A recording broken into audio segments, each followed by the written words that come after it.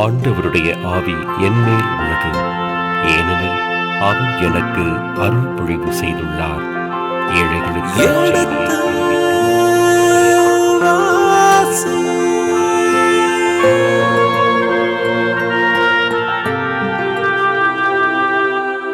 எடுத்து வாசி.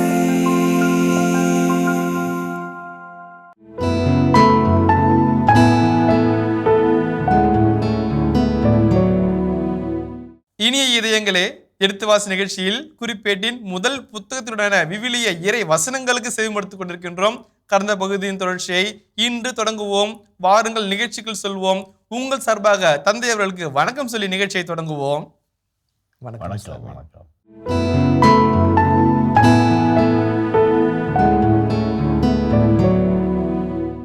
எவ்வாறு இந்த காணிக்கையை மனமுவந்து அளிப்பதற்கான ஆற்றலை பெறுவதற்கு நானும் என் மக்களும் யார்?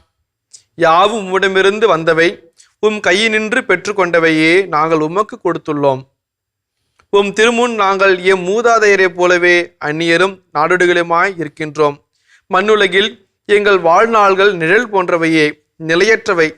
எங்கள் கடவுளாகிய ஆண்டவரே, உம் புனித பெயருக்கென்று உமக்கு கோவில் கட்டுவதற்கு நாங்கள் சேர்த்து வைத்துள்ள இந்த பொருள்கள் அனைத்தையும் உம் கையிலிருந்து வந்தன. அவை யாவும் உமக்கே உரியன. என் கடவுளே, நீர் இதயத்தை ஆய்ந்தறிபவர் என்றும் நேரியனவற்றை நாடுபவர் என்றும் நான் அறிவேன். நான் நேரிய மனத்திறனாய் தாராள மனதுடன் இவை அனைத்தையும் கொடுத்துள்ளேன்.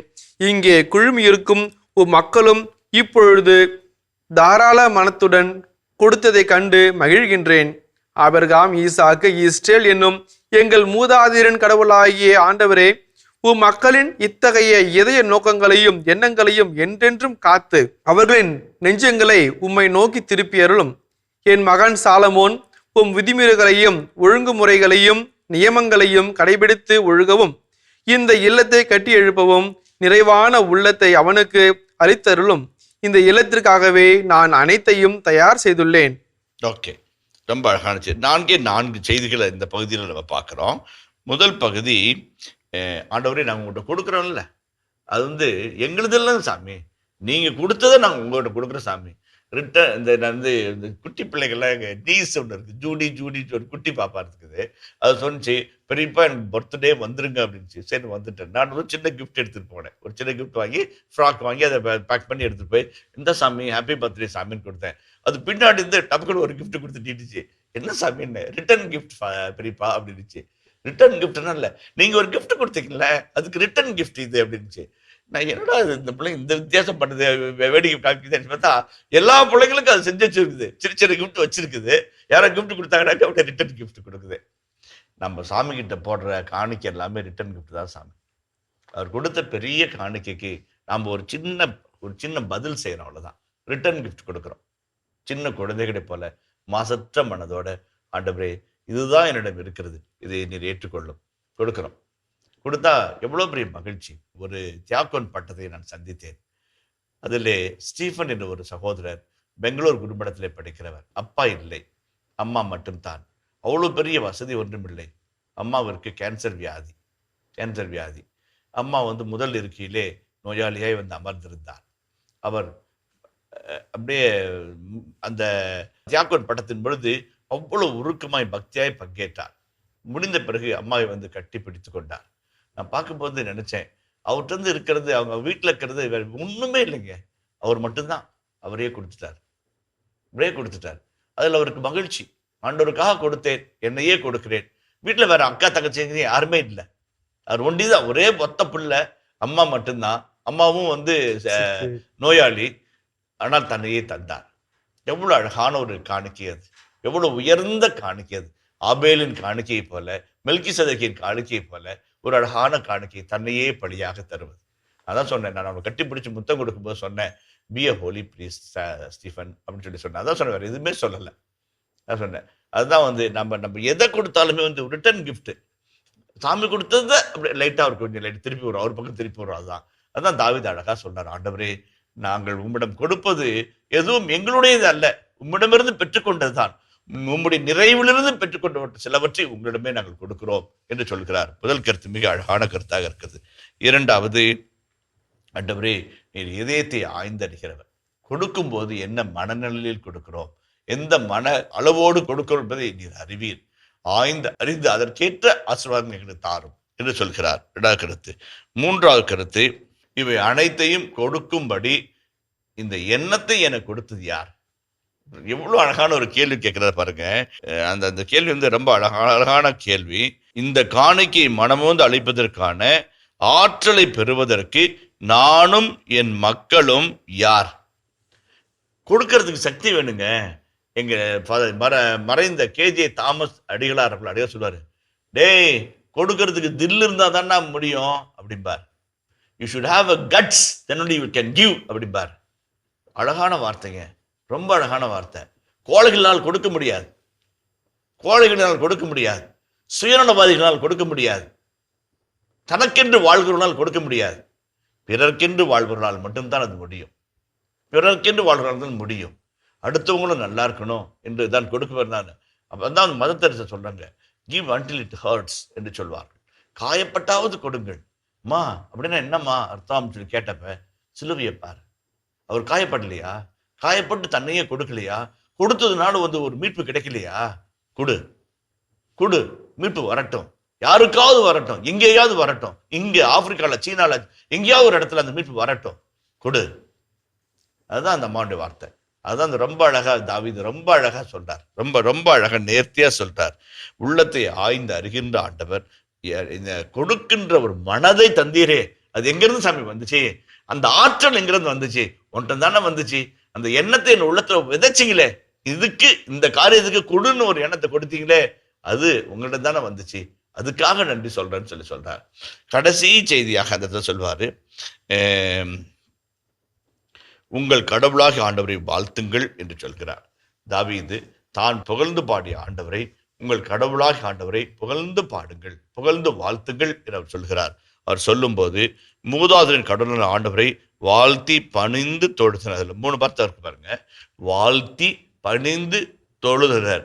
புரோஸ்குனேயோ என்ற ஒரு வார்த்தை இருக்கிறது கிரேக்க மொழியில. புரோஸ்குனேயோ என்ற ஒரு வார்த்தை இருக்கிறது. அந்த வார்த்தைக்கு இந்த இந்த இடம் இருக்கு இல்லைங்களா, நகக்கண் இல்ல, நகக்கண் இல்ல, பெருவிரலுடைய முன்பகுதி, அதுவும் இதுவும் தரையில படணுமா. அதுதான் புரோஸ்குனே. பணிந்து, தாழ்பணிந்து வணங்குறது, தாழ்பணிந்து வணங்குறது புரோஸ்குனேயோன்பாங்களா. அந்த யாக்கோபனுடைய தோழர்கள், சகோதரர்கள் வந்து வணங்குறாங்கல்ல, அதுதான் தாழ்பணிந்து வணங்குறது. தாழ்பணிந்து வணங்கி அவரை தொழுகிறது. அதான் ஆண்டவரை தொழுதனர் என்பதற்கான அர்த்தம் அதுதான். அரசரையும் வணங்கினர். 21 வசனத்தை வாசிப்போமே. அவர்கள் ஆண்டவருக்கு பலிகளை செலுத்தினார்கள். மறுநாள் அவர்கள் ஆண்டவருக்குரிய எரிபலியாக 1000 காளைகளையும் 1000 ஆட்டுக்கிடாய்களையும் 1000 ஆட்டுக்குட்டிகளையும் செலுத்தினார்கள். அத்துடன் நீர்ம படையல்களையும் இஸ்ரேல் அனைவருக்காகவும் எல்லா பல்வேறு பலிகளையும் செலுத்தினார்கள். அவர்கள் அன்று உண்டு குடித்து ஆண்டவர் திருமுன் பெரிதும் மகிழ்ந்திருந்தார்கள். தாவீதின் மகன் சாலமோனை 2ஆம் முறையாக அரசனாக்கினார்கள்.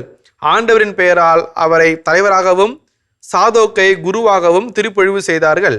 அவ்வாறே சாலமோனும் தம் தந்தை வீட்டுக்கு பதிலாக ஆண்டவரின் அரியணையில் அமர்ந்து சிறப்பாக ஆட்சி செலுத்தினார். இஸ்ரேல் அனைவரும் அவருக்கு பணிந்திருந்தனர். ரொம்ப அழகான செய்தி. அதாவது புகழ்பாடல், அதுக்கப்புறம் ஆண்டவரை தொழுதல், அப்புறம் பலிகளை செலுத்துதல் முடிஞ்சு போச்சு. முடிஞ்ச பிற்பாடு they recognize Solomon as the king of Israel. அப்ப ஒரு மகுடாபிஷேகம், ஒரு பட்டாபிஷேகம் அதோட இந்த முதல் பகுதி நிறைவு பெறுகிறது. அப்ப தாவீதுல அதுல ஒரு வசனம் வருது பாருங்களேன், ரொம்ப அழகான ஒரு வார்த்தை. 25ஆம் வசனம் வாசிங்களேன். ஆண்டவர் சாலமோனை உயர்த்தி இஸ்ரேல் அனைவரின் பார்வையிலும் அவரை பெருமைக்குரியவர் ஆக்கினார். அவருக்கு முன் இருந்த இஸ்ரேல் அரசர் எவரும் பெறாத அரச மாண்பை அவருக்கு அளித்தார். எவ்வளவு அழகான ஒரு காட்சி பாருங்க. கொஞ்ச நேரத்துக்கு முன்னாடி தான் தாவீது இருந்தாரு, ஒரு நிமிஷத்துக்கு முன்னாடி தான் தாவீது இருந்தாரு. அவருக்கு முன்பிருந்த எந்த அரசரும் பெறாத அரச மாண்பை கடவுள் அவருக்கு அளித்தார். ஏனென்றால் அவர் ஆலயத்தை கட்டப்போகிறவர். அந்த அரச மாண்போடு அவர் கட்டுவார், அரச மாண்போடு அந்த ஆலயத்தை கட்டி எழுப்புவார் என்று சொல்வார். கடைசியாக அந்த முடிவுரை ஒரு வார்த்தை பேசுவோம். அதுல இருந்து ஒரே ஒரு சின்ன கருத்து இருக்குது, அதை மட்டும் முடிப்போம். இவ்வாறு ஈசாயின் மகன் தாவீது இஸ்ரேல் அனைத்தின் மேலும் ஆட்சி செலுத்தினார். அவர் இஸ்ரேலின் 40 ஆண்டுகள் ஆட்சி செலுத்தினார்.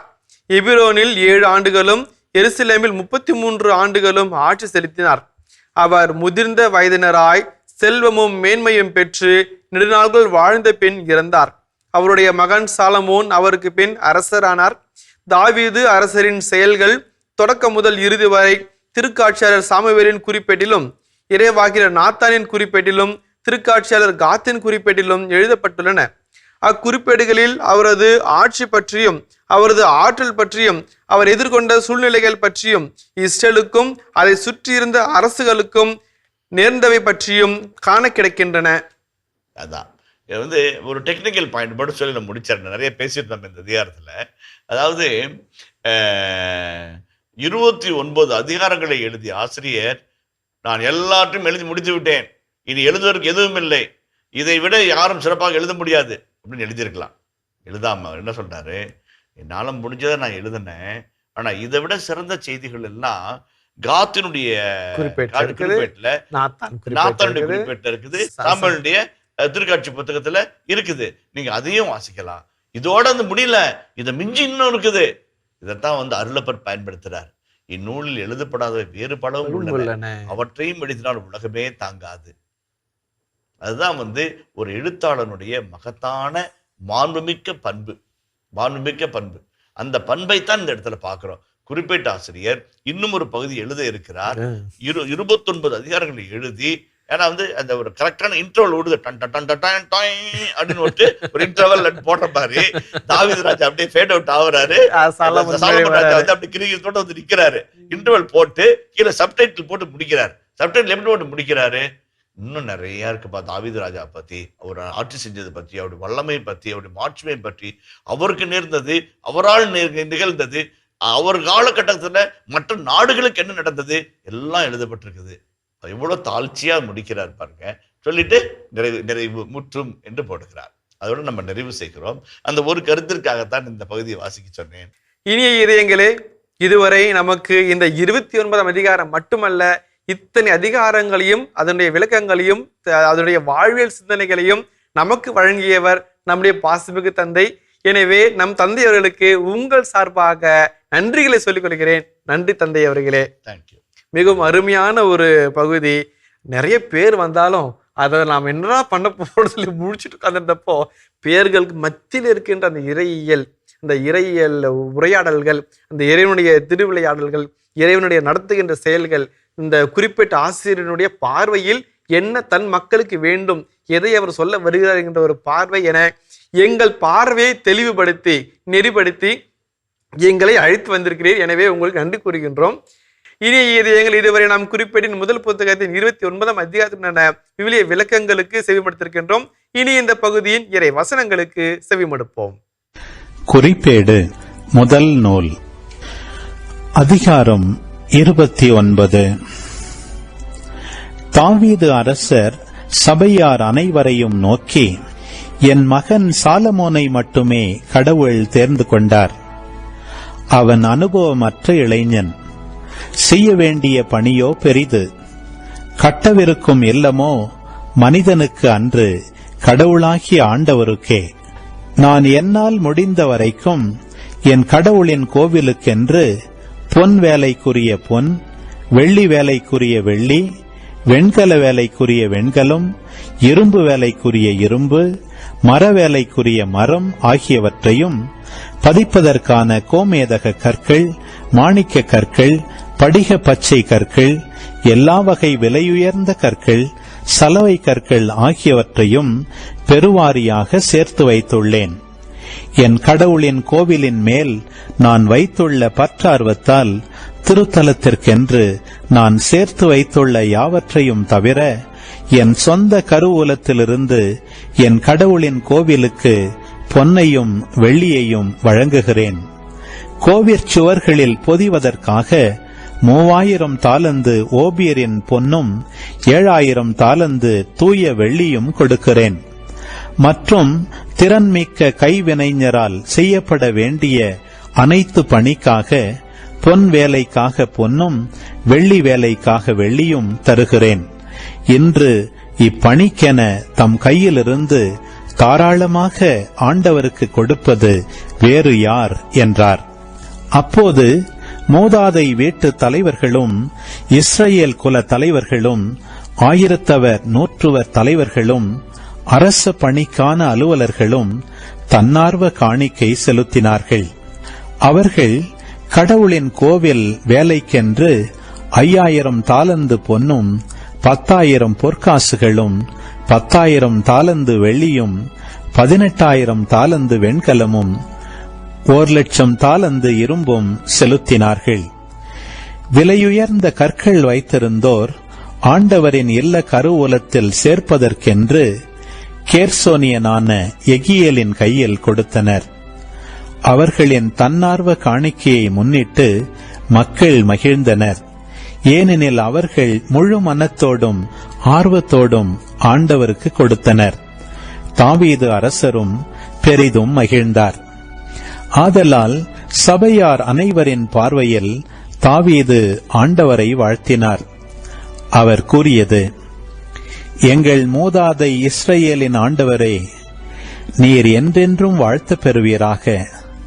ஆண்டவரே, பெருமையும் வலிமையும் மாட்சியும் வெற்றியும் மேன்மையும் உமக்கே உரியன. ஏனெனில் விண்ணுலகிலும் மண்ணுலகிலும் இருக்கும் அனைத்தும் உம்முடையவை. ஆண்டவரே, ஆட்சியும் உம்முடையதே. நீர் யாவருக்கும் தலைவராய் உயர்த்த பெற்றுள்ளீர். செல்வமும் மாட்சியும் உம்மிடமிருந்தே வருகின்றன.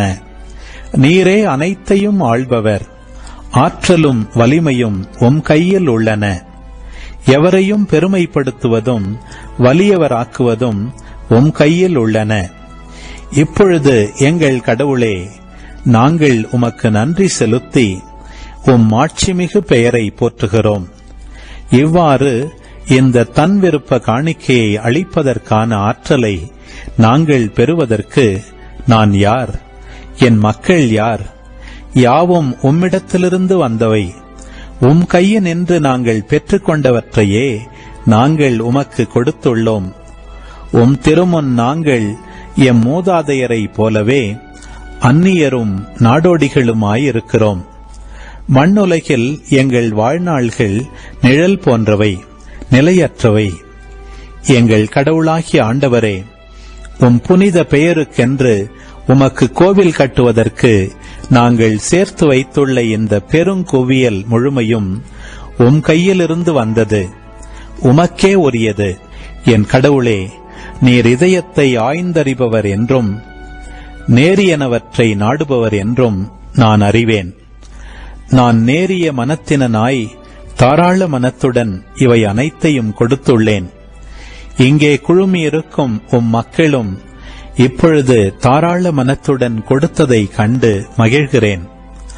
ஆபிரகாம், ஈசாக்கு, இஸ்ரேல் என்னும் எங்கள் மூதாதையரின் கடவுளாகிய ஆண்டவரே, உம் மக்களின் இத்தகைய இதய நோக்கங்களையும் எண்ணங்களையும் என்றென்றும் காத்து அவர்களின் நெஞ்சங்களை உம்பால் திருப்பியருளும். என் மகன் சாலமோன் உம் விதிமுறைகளையும் ஒழுங்குமுறைகளையும் நியமங்களையும் கடைபிடித்து ஒழுகுவதற்கும் இவை அனைத்தையும் செய்து நான் வைத்துள்ள இந்த இல்லத்தை கட்டி எழுப்பவும் நிறைவான உள்ளத்தையும் அவனுக்கு அளித்தருளும். பின்பு தாவீது சபையார் அனைவரையும் நோக்கி, உங்கள் கடவுளாகிய ஆண்டவரை வாழ்த்துங்கள் என்றார். உடனே சபையார் அனைவரும் தங்கள் மூதாதையரின் கடவுளான ஆண்டவரை வாழ்த்தி பணிந்து தொழுதனர். அரசனையும் வணங்கினர். அவர்கள் ஆண்டவருக்கு பலிகளை செலுத்தினர். மறுநாள் அவர்கள் ஆண்டவருக்குரிய எரிபலியாக 1000 காளைகளையும் 1000 ஆட்டுக்கிடாய்களையும் 1000 ஆட்டுக்குட்டிகளையும் செலுத்தினர். அத்துடன் நீர்ம படையல்களையும் இஸ்ரேலர் யாவருக்காகவும் பல்வேறு பலிகளையும் செலுத்தினர். இவர்கள் அன்று உண்டு குடித்து ஆண்டவர் திருமுன் பெரிதும் மகிழ்ந்தனர். தாவீதின் மகன் சாலமோனை 2ஆம் முறையாக அரசனாக்கினார்கள். ஆண்டவரின் பெயரால் அவரை தலைவராகவும் சாதோக்கை குருவாகவும் திருப்பொழிவு செய்தனர். அவ்வாறே சாலமோனும் தம் தந்தை தாவீதுக்கு பதிலாக ஆண்டவரின் அரியணையில் அமர்ந்து சிறப்பாக ஆட்சி செலுத்தினார். இஸ்ரவேலர் அனைவரும் அவருக்கு பணிந்திருந்தனர். எல்லா தலைவர்களும் வீரர்களும் தாவீது அரசரின் புதல்வர் அனைவரும் சாலமோன் அரசரின் அதிகாரத்துக்கு கட்டுப்பட்டனர். ஆண்டவர் சாலமோனை உயர்த்தி இஸ்ரவேலர் அனைவர் பார்வையிலும் பெருமைக்குரியவர் ஆக்கினார். அவருக்கு முன் இருந்த இஸ்ரவேல் அரசர் எவரும் பெறாத அரச மாண்பை அவருக்கு அளித்தார். இவ்வாறு ஈசாயின் மகன் தாவீது இஸ்ரவேல் அனைத்தின் மேலும் ஆட்சி செலுத்தினார். அவர் இஸ்ரவேலில் ஆட்சி செலுத்திய நாள்கள் 40 ஆண்டுகள்.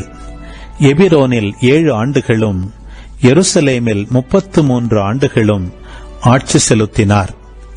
அவர் முதிர்ந்த வயதினராய் செல்வமும் மேன்மையும் பெற்று நெடுநாள்கள் வாழ்ந்த பின் இறந்தார். அவர் மகன் சாலமோன் அவருக்கு பதிலாக ஆட்சி செலுத்தினார்.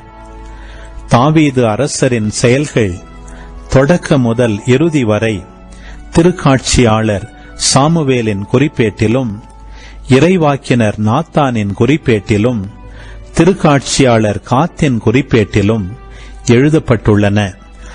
அக்குறிப்பேடுகளில் அவரது ஆட்சி பற்றியும் அவரது ஆற்றல் பற்றியும் அவர் எதிர்கொண்ட சூழ்நிலைகள் பற்றியும் இஸ்ரவேலுக்கும் அதை சுற்றியிருந்த அரசுகளுக்கும் நேர்ந்தவை பற்றியும் காண கிடக்கின்றன. இனிய இதயங்களே, எடுத்து வாசி நிகழ்ச்சியில் குறிப்பேட்டின் முதல் புத்தகத்துடனான விவிலிய இறை வசனங்களுக்கு செவிமடுத்துக் கொண்டிருக்கின்றோம். இதன் தொடர்ச்சியை மீண்டும் அடுத்த பகுதியில் தொடர்வோம். அதுவரை இணைந்திருங்கள். இயேசுவுக்கே புகழ், இயேசுவுக்கே நன்றி, மரியே வாழ்க. உலகம் விரும்புவது எதை? உண்மையை, நன்மையை, நன்மைத்தனத்தை, நல்லதை நாடுவதை, தீமையை எதிர்த்து நிற்பதை உலகம் விரும்புகிறது. யாரையும் ஒதுக்கி வைத்துவிட்டு, யாரையும் விலக்கி வைத்துவிட்டு, யாரையும் மறுத்துவிட்டு, உனக்கு இல்லை போ என்று சொல்லிவிட்டு ஒரு ஜனநாயக ஆட்சி நடத்த முடியாது. அதிகாரத்தை கொண்டு அடுத்தவரை கருணை கண்ணினால் பார்க்கும்போதுதான் அதிகாரமே ஒரு அர்த்தம் பெறுகிறது.